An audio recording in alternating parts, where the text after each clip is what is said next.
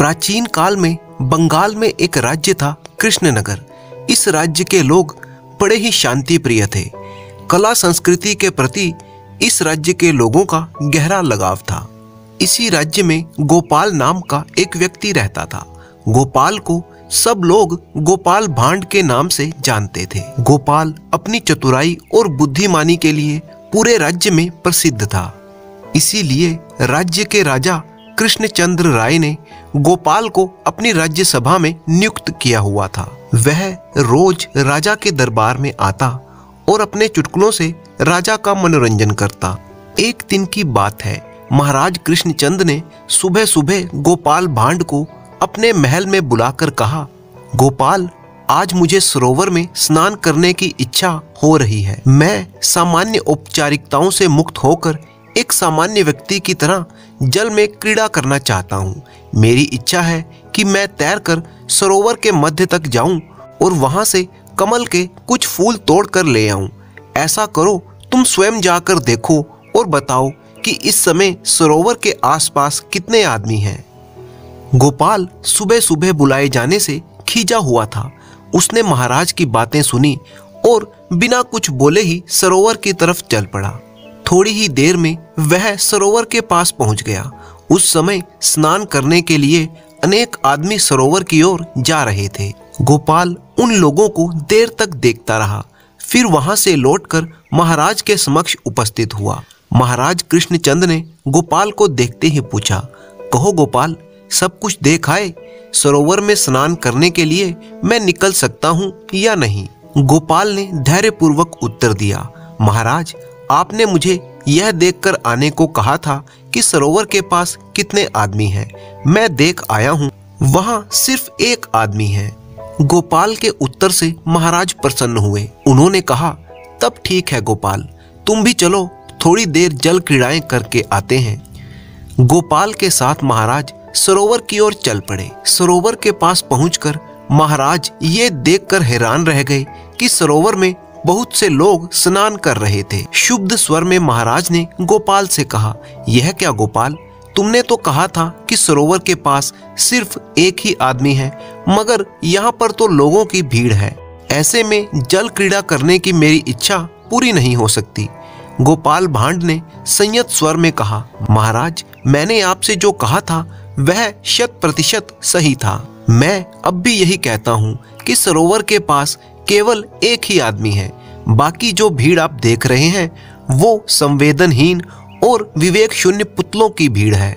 इन्हें आदमी मानकर किसी तरह का संकोच करने की आवश्यकता नहीं है। सरोवर में कलोल करती जिस भीड़ को देखकर आप अपनी जल क्रीड़ा की इच्छा को तिलांजलि देना चाहते हैं, उस भीड़ में ऐसा कोई भी नहीं है जिसे खुद के सिवाय कुछ और दिखता हो। आप निश्चिंत होकर जल में उतरिए और अपनी इच्छा पूरी कीजिए। रक्त कमल के फूल तोड़िए। इनमें से कोई भी ना तो आपको पहचानेगा और ना ही देखेगा कि आप क्या कर रहे हैं।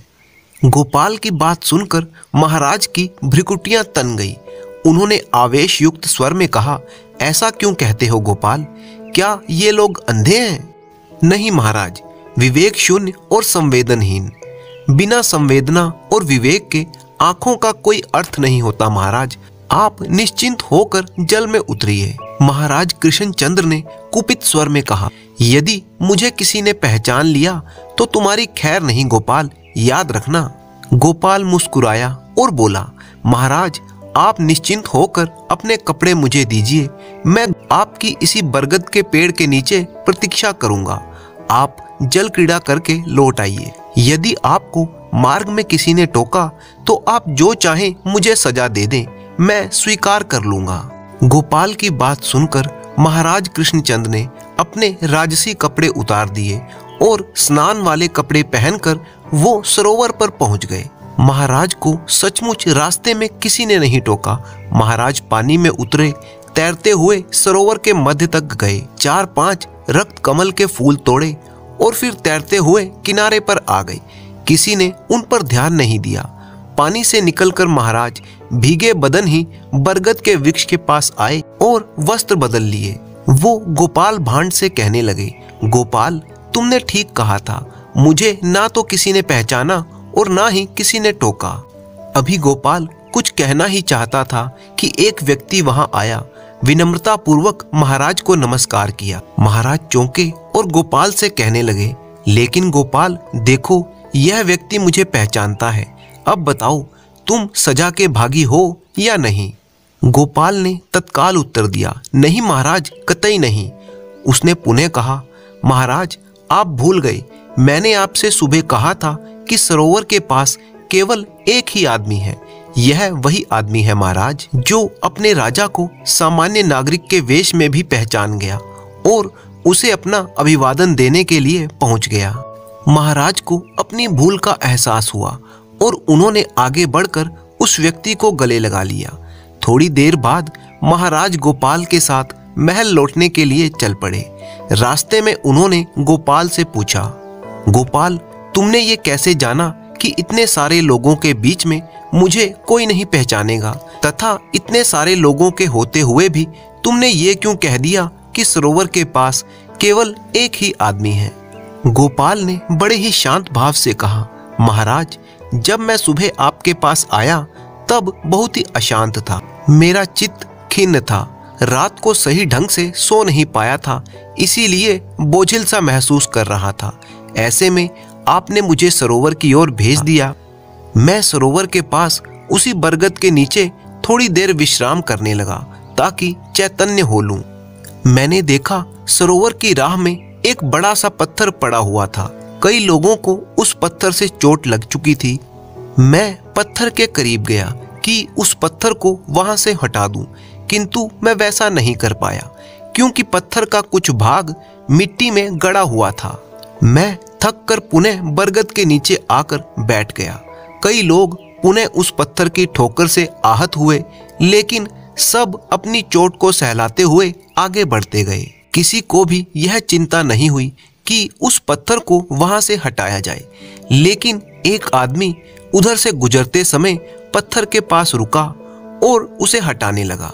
काफी परिश्रम के बाद उसने पत्थर को वहां से उखाड़कर सड़क से दूर ले जाकर रख दिया और थक कर सरोवर के किनारे विश्राम करने लगा। उसे ना तो किसी की प्रशंसा की अपेक्षा थी और ना ही किसी से अपने श्रम का मूल्य पाने की लालसा।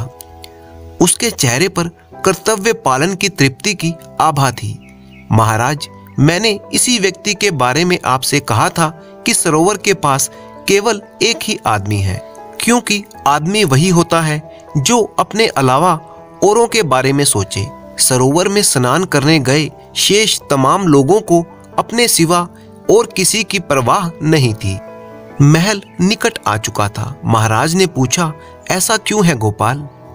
गोपाल ने उत्तर दिया, महाराज यथा राजा तथा प्रजा। आप स्वयं भी कभी अपनी प्रजा का हालचाल जानने की कोशिश नहीं करते, कभी कोई आयोजन नहीं करते जिसमें प्रजा की भागीदारी हो। ऐसी प्रजा का ऐसा ही एकांगी विकास होता है, इसीलिए यदि मैं ऐसा कहूं तो इसमें कोई आश्चर्य नहीं है। महाराज को गोपाल की बात समझ में आ गई। इसके बाद महाराज कृष्णचंद ने महीने में एक बार खुला दरबार लगाना शुरू कर दिया, जिसमें अपनी समस्याओं से महाराज को अवगत कराने की सुविधा प्रजा को मिल गई। महाराज स्वयं भी प्रजा का हालचाल जानने के लिए प्राय रात्रि भ्रमण पर निकलने लगे। इसका नतीजा ये हुआ कि देखते ही देखते कुछ ही दिनों में कृष्णनगर में सामाजिक समरसता का संचार होने लगा और महाराज कृष्णचंद भी गोपाल जैसे दरबारी को अपने दरबार में पाकर बहुत ही खुश थे।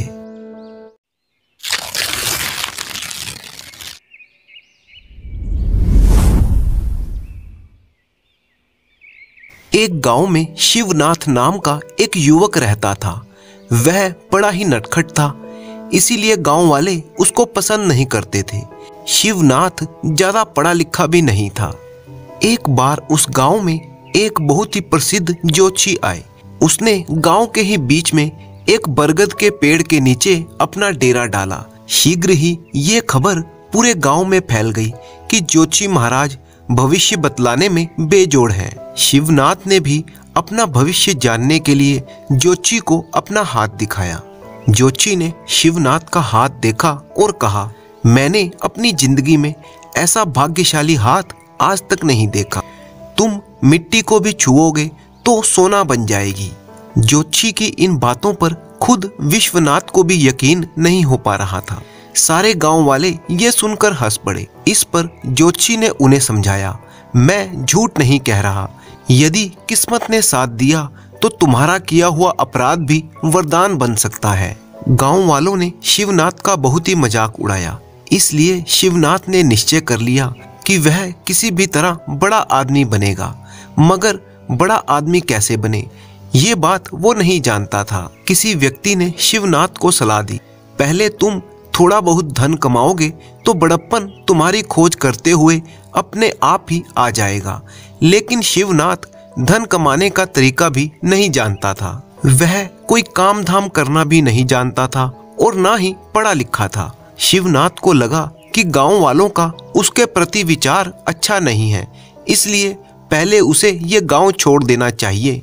एक दिन सवेरे वह अपने गांव को छोड़कर चल पड़ा। रास्ते में एक जंगल पड़ा। वहां पर एक जगह एक पेड़ के नीचे कोई व्यक्ति सोया हुआ था। शिवनाथ की नजर उस व्यक्ति पर पड़ी। उसकी बगल में एक तलवार और एक गठड़ी पड़ी हुई थी। शिवनाथ ने उस सोए हुए आदमी की गठड़ी को खोलकर देखा। उसमें सोने के सिक्के भरे हुए थे। शिवनाथ को ज्योतिषी की बात याद आई। फिर क्या था, वह उस गठड़ी और तलवार को लेकर भाग खड़ा हुआ। इसी बीच सोया हुआ व्यक्ति जाग गया। असली बात जानकर वह शिवनाथ का पीछा करने लगा। शिवनाथ ने पीछे घूमकर देखा। शिवनाथ को लगा कि वह उस व्यक्ति से बचकर नहीं भाग सकता। शिवनाथ रुक गया। इतने में वह व्यक्ति शिवनाथ के निकट आ गया। शिवनाथ इतना ज्यादा घबरा गया कि उसने तलवार उस आदमी की छाती में भोंक दी। वह आदमी चीखता चिल्लाता हुआ वहीं पर गिर गया और थोड़ी देर में ही छटपटाकर उसने दम तोड़ दिया। इसे देखकर शिवनाथ बिल्कुल सहम गया। उसने चोरी के साथ साथ हत्या भी की थी। फिर भी वह अपने हाथ लगे सोने को त्यागना नहीं चाहता था। वह तेजी से वहां से चल पड़ा। घंटे भर में वह जंगल के पार एक गांव में पहुंच गया। उस गांव में सबसे पहले जिस व्यक्ति ने शिवनाथ को देखा उसने पूछा, तुम्हारे कपड़ों पे ये खून कैसा है? तब तक शिवनाथ भी नहीं जानता था कि उसके कपड़ों पर खून लगा है। उसने झट से जवाब दिया, किसी चोर ने मेरा धन लूटना चाहा, मैंने उस पर तलवार चला दी, बस ये उसी का खून है। पल भर में ये खबर सारे गांव में फैल गई। गांव के कुछ लोग शिवनाथ के साथ उसके बताए हुए स्थान पर जंगल में पहुंचे। जब उन्होंने उस मृत व्यक्ति को देखा तो वह मृत व्यक्ति कोई और नहीं बल्कि प्रसिद्ध डाकू कालियम था। गांव वाले बड़े ही प्रसन्न हुए। उन्हें एक खतरनाक डाकू से छुटकारा मिल गया था। सबने मिलकर शिवनाथ की प्रशंसा की। उन दिनों राजा ने भी ये ढिंढोरा पिटवाया था कि जो उस डाकू को मारेगा उसे 10,000 सोने के सिक्कों का इनाम दिया जाएगा। वह बात गांव के लोगों ने शिवनाथ को बताई और जयकारे लगाते हुए उसे अपने गांव में ले गए। यह जानकर कि शिवनाथ का कोई अपना गांव नहीं है, सबने उसको इसी गांव में रह जाने का अनुरोध किया। शीघ्र ही उसे राजा का इनाम भी प्राप्त हुआ। अब शिवनाथ के पास काफी धन था, मगर बड़ा आदमी बनने के लिए वह पर्याप्त नहीं था और अधिक धन कमाने के ख्याल से उसने कई भैंसें खरीदी और दूध का व्यापार शुरू कर दिया। ज्यादा लाभ कमाने के लिए उसने दूध में पानी मिलाना शुरू कर दिया। दूध के इस व्यापार में एक छोटी अड़चन पैदा हो गई। शिवनाथ जिस गांव में रहता था उस गांव में पानी का प्रबंध नहीं था। ग्रामवासी दूर की नदी से पानी लाया करते थे। जो लोग खुद पानी नहीं ला सकते थे वे मजदूरी देकर मंगवा लेते थे। शिवनाथ भी स्वयं पानी खरीदता था। ज्यों-ज्यों उसका दूध का व्यापार बढ़ने लगा त्यों-त्यों उसे ज्यादा पानी की जरूरत पड़ने लगी। उसने सोचा कि अधिक मजदूरी देकर पानी खरीदने से लाभ घट जाएगा। इसके अलावा यदि शिवनाथ पानी ज्यादा खरीद ले तो दूध में पानी मिलाने की बात खुल भी सकती थी। इसीलिए शिवनाथ ने अपने घर के पिछवाड़े में एक कुआं खुदवाना चाहा।